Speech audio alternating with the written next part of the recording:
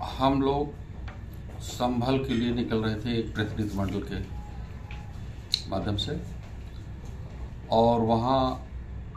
जो शाही जामा मस्जिद को लेकर के सर्वे किया गया और उसमें बहुत से लोगों को प्रताड़ित किया गया, पीड़ित किया गया और 5 लोगों की जान चली गई। ऐसे पीड़ित परिवार से मिलने के लिए हमारा प्रतिनिधिमंडल जा रहा था और हम लोगों को घर से ही बाहर नहीं निकलने दिया गया, हाउस अरेस्ट किया गया, क्योंककि ये सरकार संविधान के विरोध में काम कर रही है और लोकतंत्र की हत्या कर रही है। 1991 में जो पूजा स्थल अधिनियम बना था और उसमें इस बात की प्राथमिकता थी कि 15 अगस्त सन 1947 के पहले जो भी लोग जिस धर्म को मानते हैं वो अपने धार्मिक पूजा स्थलों पर पूजा पाठ करेंगे, उसमें किसी दूसरे धर्म के लोगों को कोई स्थान नहीं दिया जाएगा पूजा पाठ के लिए। पर ये सरकार इसके विपरीत कर रही है और साथ ही साथ उसमें एक व्यवस्था और दी गई है स्पेशल प्रोविजनल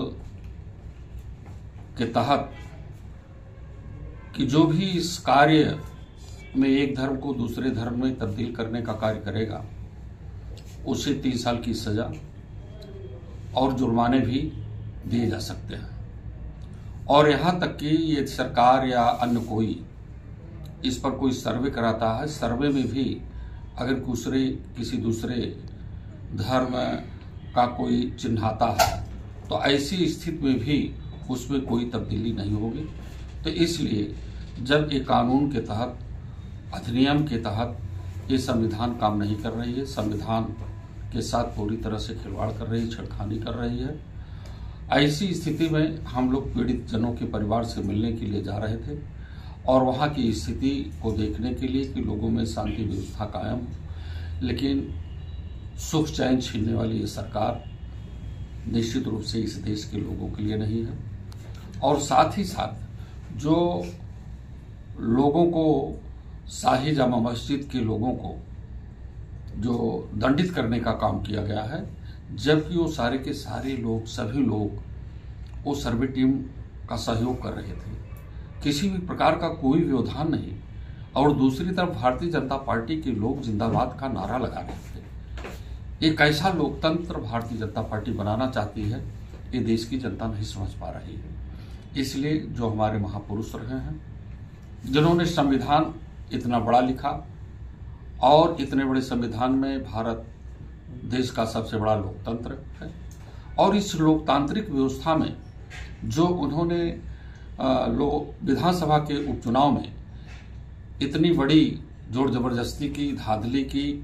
पिस्तौल के बल पर, राइफल के बल पर वोटरों को रोकने का काम किया है,